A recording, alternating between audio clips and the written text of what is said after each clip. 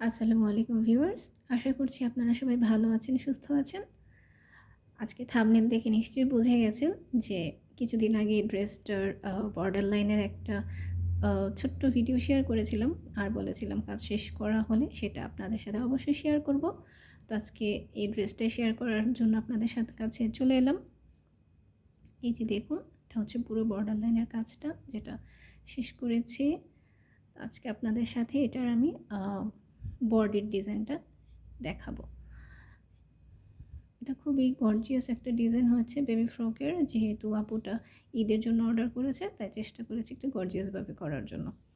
একটু মাল্টি কালারের সুতা দিয়ে ফুলটা করেছি। দেখেছেন? আপনারা চাইলে স্ক্রিনশট নিয়ে রাখতে পারেন ডিজাইনটার, কোনো সমস্যা নেই।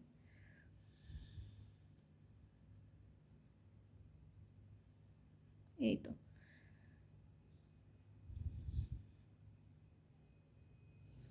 আর এই তো, এটা হচ্ছে বুকের কাজটা। বুকের কাজটাও একদম ফুলকারি ডিজাইনের মতোই পুরোটা গর্জিয়াসলিভাবে করা হয়েছে। তো চলুন সেটাই আজকে এখন আপনাদের সাথে শেয়ার করি। এইখানে লাল রঙের ফুলটা করা বাকি আছে, তো এটাই এখন সেলাই করি।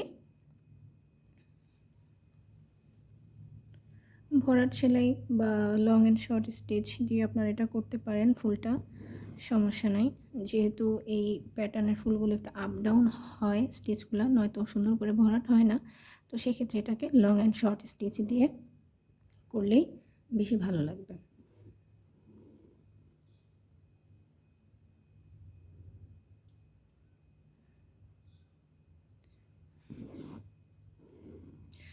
চেষ্টা করব খুব সহজে, খুব তাড়াতাড়ি আপনাদেরকে দেখিয়ে নিতে, কারণ বেশি বড় ভিডিও দিলে আবার আপনারা দেখতে চান না বা মানুষজন দেখতে চায় না, অপছন্দ করে এত সময় নিয়ে ভিডিও দেখা। এজন্য আমি আর ভিডিও বেশি বড় করবই না। যতটুকু পারি কম সময় আপনাদেরকে বুঝিয়ে দেওয়ার চেষ্টা করব। এরপরে যদি আপনাদের বুঝতে কোনো সমস্যা থাকে, আপনারা আমাকে কমেন্ট করে অবশ্যই জানাবেন। আমি সবার উত্তর দেওয়ার চেষ্টা করি সব সময়, এবং ভবিষ্যতেও করব, কোনো সমস্যা নেই। তবে আপনারা প্লিজ স্কিপ করে ভিডিও দেখবেন না, পুরোটা ভিডিও দেখার চেষ্টা করবেন।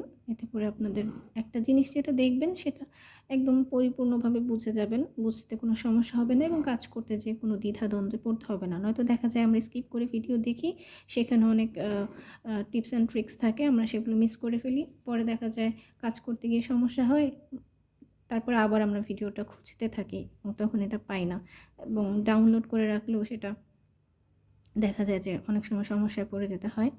এই জন্য একটা ভিডিও একবারে দেখে নিলেই সেটাই ভালো, বারে বারে না দেখে একবারে কমপ্লিটলি ভালো করে দেখলে সেটা আমাদের কাজে লাগবে অবশ্যই।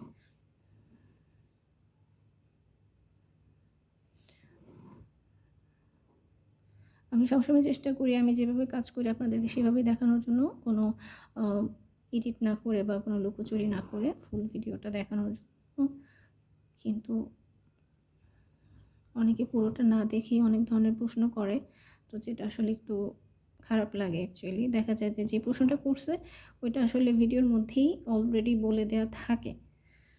তো আপনারা আপনাদের প্রশ্ন থাকলে অবশ্যই করবেন, কিন্তু অবশ্যই আগে ভিডিওটা দেখবেন, এতে আপনাদেরই উপকার হবে। যারা নতুন বিগিনার আপু, যারা হাতের কাজ শিখতে চাচ্ছেন, ঘরে বসে যারা নিজেদের জন্য কাজ করেন, তাদের অনেকটা হেল্পফুল হবে। আর হাতের কাজের জন্য যেটা আমি সব সময় বলি আমার প্রায় প্রতিটা ভিডিওতে, যে কালার কম্বিনেশন অনেক বড় একটা ব্যাপার হাতের কাজের জন্য।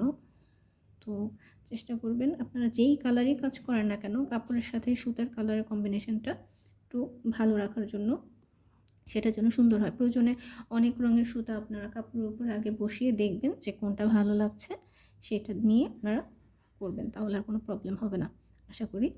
আর একটা কথা, যেটা ফ্রেম বসানোর ক্ষেত্রে একটু কেয়ারফুলি বসাবেন। খুব বেশি টানাটানি বা জোড়াজুড়ি করবেন না, জাস্ট কাপড়ের উপরে ফ্রেমটা দিয়ে উপরের ফ্রেমটা বসিয়ে দেবেন জাস্ট। কারণ টানাটানি করলে হয় কি, কাপড় কুঁচকে যাবে, এবং সুতার কাজ যেহেতু কাপড় কুঁচকে গেলে কাজটাও কুঁচকে যাবে, ফিনিশিং ভালো আসবে না। তো সেক্ষেত্রে আপনার কাজটাও ভালো দেখাবে না, প্রফেশনাল দেখাবে না। তো আমরা যদি প্রফেশনালি একটা কাজ করতে চাই, সেটাকে অবশ্যই ফিনিশিং আউটলুকটা যেন আমাদের ভালো আসে সেদিকে আমাদের অবশ্যই নজর দিতে হবে। আর এর জন্য অবশ্যই আমাদের ফ্রেমটাকে আগে সুন্দর করে বসানো শিখতে হবে।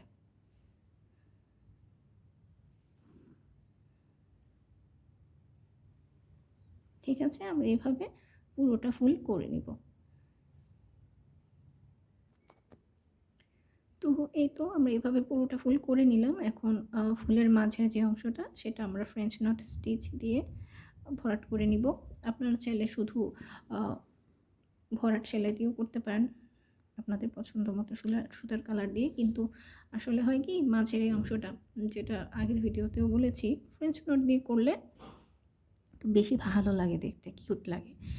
তো এটাই, হাতের কাজের স্টিচটা কালার কম্বিনেশন টোটালি আপনাদের উপরে ডিপেন্ড করবে, যার যার পছন্দ অনুযায়ী। আমি জাস্ট আপনাদের আইডিয়া দেওয়াটাই আমার কাজ, তো সেটাই করছি।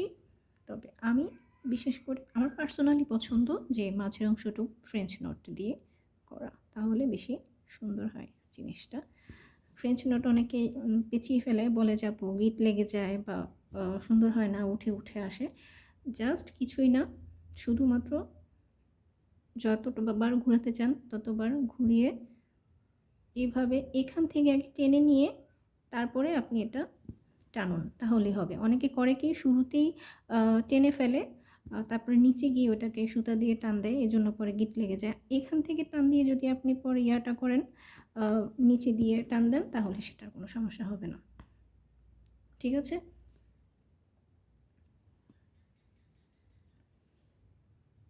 দেখুন।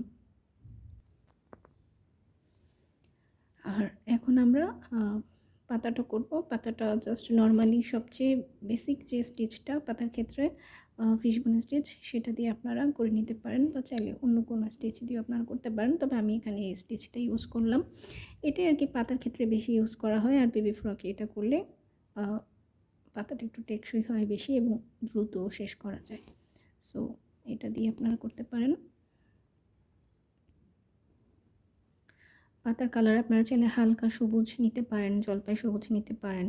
তবে আমি এখানে আগের ভিডিওতেও যেটা বলেছি যে আমার কাপড়ের কালারটাই যেহেতু এখানে একটু লেমন কালার, হালকা সবুজের মতো, তাই আমি এখানে গাঢ় সবুজ রঙের সুতাটাই দিয়ে করেছি, যেন বোঝা যায় এবং জিনিসটা ফুটে ওঠে কাজটা।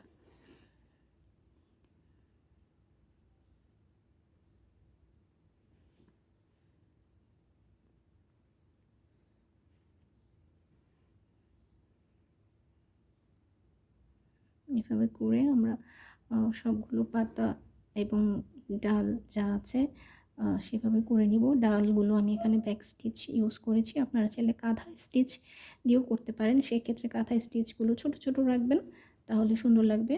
আর কি, যারা তাড়াতাড়ি কাজ শেষ করতে চান তারা কাঁথা স্টিচ দিয়ে করতে পারেন, দ্রুত কাজ শেষ হয়ে যাবে।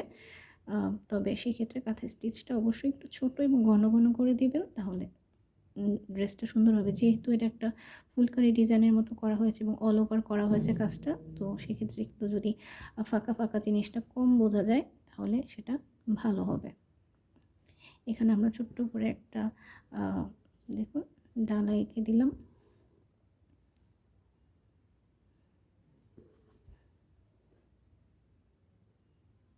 এখানে একটা স্টিচ কম হয়েছে তাই বেশি দিয়ে দিলাম। এই তো, এভাবে আমরা পাতা দিয়ে দিব। আর এখানে যে ছোট যে অংশটা দেখছেন এরকম, যেটা আমরা ভরাট স্টিচ দিয়ে করে দিয়েছি, আপনারা সেভাবে করতে পারেন চাইলে।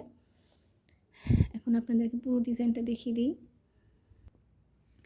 এই তো দেখুন, পুরো ডিজাইনটা এরকম করে করেছি। এখানে কিছু পাতার ওই যে উপরের পাতার অংশটা করা বাকি আছে, সেটা শেষ করলেই ডিজাইনটা শেষ হয়ে যাবে। তো আপনারা এইভাবে কাজটা করতে পারেন।